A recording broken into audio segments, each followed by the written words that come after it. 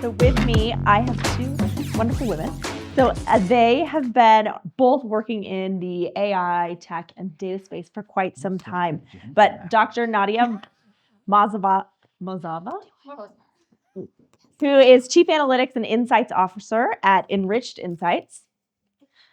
And then with her is Alina Timofeeva, who is an influencer board member at BCS, which is the Chartered Institute for IT. So thank you for joining me.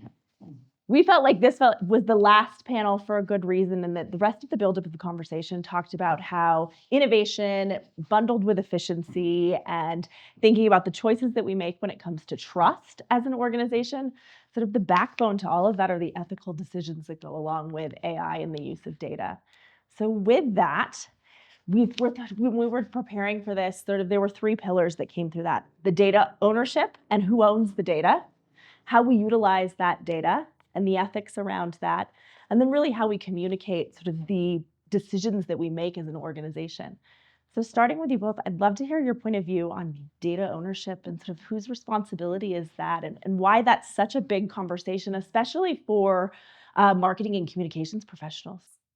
Yeah, maybe I can start. So I think there are so many conversations right now about AI and data.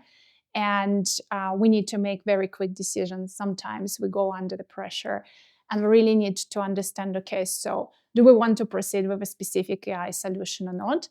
And being under with all this pressure, we really need to ask ourselves one key question.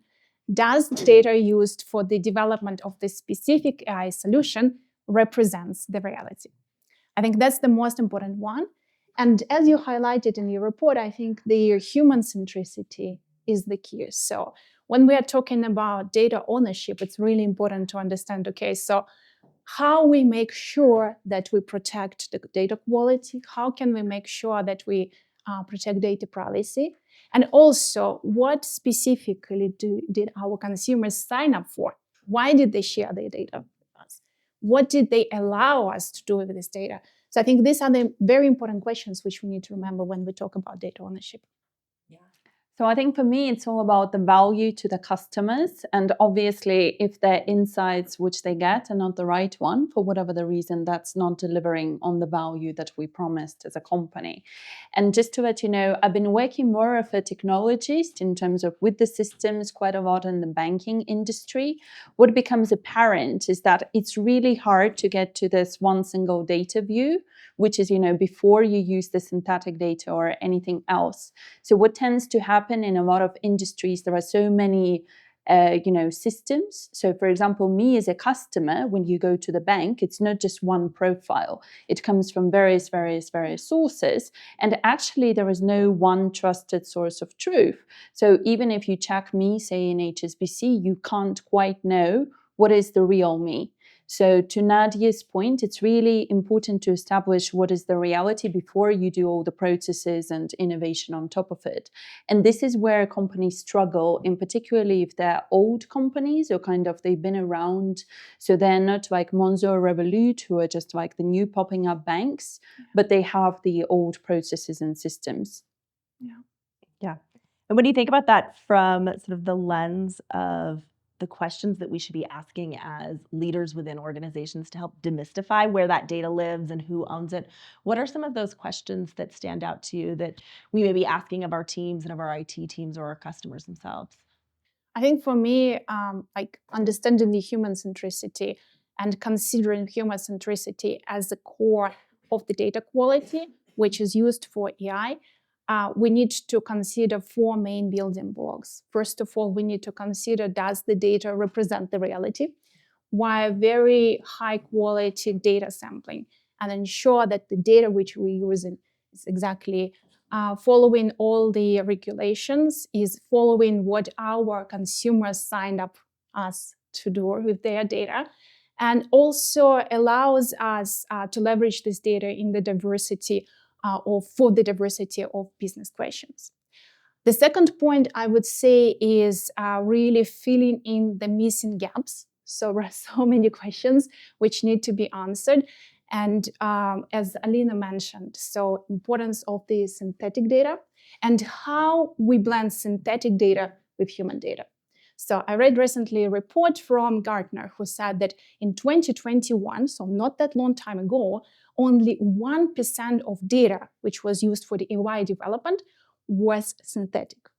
In 2024, it's 60%.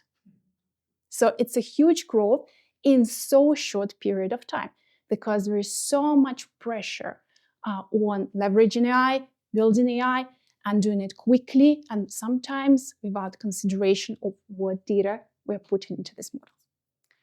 The following point, I think, is related with representing the diversity of the opinions. So how can we bring different data sources together, how we can connect together. And I think today in the earlier points, which were in some of the panels discussing, the measurements and metrics. So how we're using the same metrics and measurements for the development of AI model, but also how is it comparable with measurements and metrics we're using today. So as a business, right?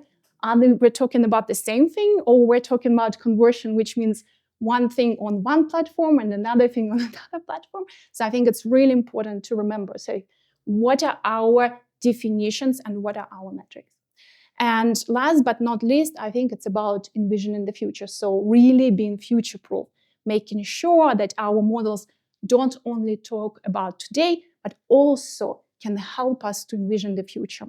And this is where, of course, real-time data can help us, making sure that we're avoiding biases like omitted variable biases, selection biases. So these are really important biases which we need to remember about. And also these biases we need to remember we also as humans have biases. So how, when we're creating the synthetic data, how we can make sure that our own biases are not represented there. Yeah. And then Alina, thinking about sort of beyond the data, when you're looking at whether that be the bias or the other ethical decisions that you've got to make along the way, what do you see as sort of some of those pieces that come to mind and those choices that we're often having to make? Yeah, so I think that there are a couple. So one is the ROI. So again, I work quite a lot with financial services and there was so much hype last year. So everybody jumped, there is AI strategy. Every bank has so many use cases and a lot of people in the industry have it. But I think the concern is from the board, if we are going to invest in it, when are we going to see something back? And I think another concern is there have been some incidents like in cybersecurity, which is just another technology. So from AI perspective, AI makes mistakes. So it's going to make mistakes. And then from the user experience, and just going back to the value creation, what happens to the users if AI was to make mistakes? So how can you make sure that their experience is not terrible and hopefully wonderful whilst you rectify that? And something which I've been working quite a lot is there is the ROI, there is the cost of how much it costs to build AI or the models. There is also the cost of how much it costs to host the models. And there is this cost of mistake. And the cost of mistake is huge because it's reputational risk. It's a lot of the risk, the broken relationships with the consumer. So I think at this point in time with the ROI, historically, people were more like, we invest X and we'll see something. But we've seen technology revolutions in the past, like even with the videos, right? Before Netflix picked up, it took quite a lot of years. Before, like with the music, like Spotify, before it picked up, it took a long time. And now we are all using it and it's exciting, but it wasn't something in 1 year, 2 years. So I wouldn't expect that, say, AI, we jump on it today and, next month, next year, 2 years, we're going to see this bulletproof future. Mm-hmm. I think that's spot on. We often talk about sort of communicating the ROI of any investment that our company has made or a customer journey that we're on. But on the flip side of that, ultimately, we are the stewards of those brands, and holding that brand high in caliber means that sometimes you have to be thoughtful about what you communicate. Nadia, anything to add on to that when you think about sort of communicating the value of AI?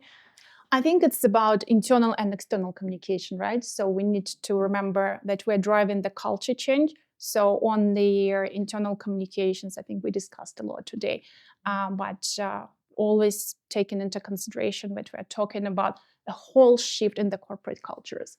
And it's not an easy deal, right? So it requires time, it requires a lot of resources, and it requires a lot of our commitment. So it's not a one conversation, one deployment session. It's an ongoing process and it takes time. On the external communication, I think we also, as was mentioned in the previous panel, right, about the trust. So how can we communicate leveraging AI?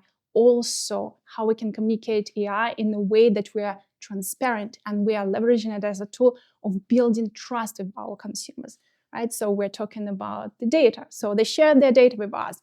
How can we ensure that we are transparent about leveraging this data, how we're leveraging the data, and how consumers are benefiting from this, right? Sometimes we forget about saying that. We have all your data, we made our decisions, we're taking money out of it, but how do you benefit from this? So I think that's a very important dialogue which we need to ensure is taking place.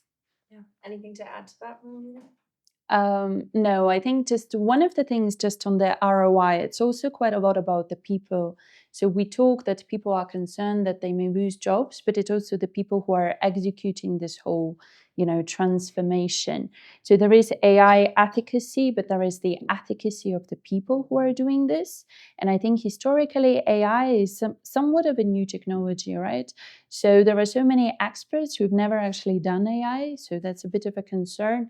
But it's also thinking of the younger generations, like your children, for example, when they go to school, do they have the education? Do they have, from the digital perspective, the opportunities to learn what it really means? And something which I advocate together with the Chartered Institute for IT is that the people who execute needs to be, chartered professionals, ethical professionals, that they need to have the right qualities. Because if you were a doctor and you were operating on a patient, you wouldn't be somebody who's not ethical and not able to do it. So it's the same with AI or any other technology. And this is going to take time because it's quite new. So, building from the younger generation, but also executing it at the speed which people want to deliver it. Yeah. I'm also in the advisory board for a Warwick Manufacturing Group at the University of Warwick. And this is something that we're also discussing a lot in terms of building the expertise for the future generations, is how to make sure that our next generations of data experts keeping their critical thinking, and also how can we make sure that we are bringing conversations around ethics of AI and ethics of data in the curriculum on the ongoing basis. Yeah, I think it's really interesting. While it's a topic of conversation that goes across all industries and all professions, when you think about as marketers and communicators, we're sort of the connector and the hub of so many of those functions across our organizations. So not only having the opportunity to make sure that we're making the right decisions around ROI, we're thinking about data in the right ways, but we're also bringing sort of that employee base along the journey with us all, and sort of building that future that looks like folks who are trusted digital sort of natives in a lot of instances and able to make those decisions. Well, thank you both for joining us. I think with that wraps up our content for the day. Thank you all. Our report is available if you've got more questions. And then I believe most of the speakers are still around. We've got networking and refreshments back in